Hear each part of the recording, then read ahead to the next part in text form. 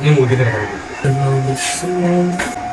Oke, sudut kemiringan siku, sudut kemiringan sudah jadi.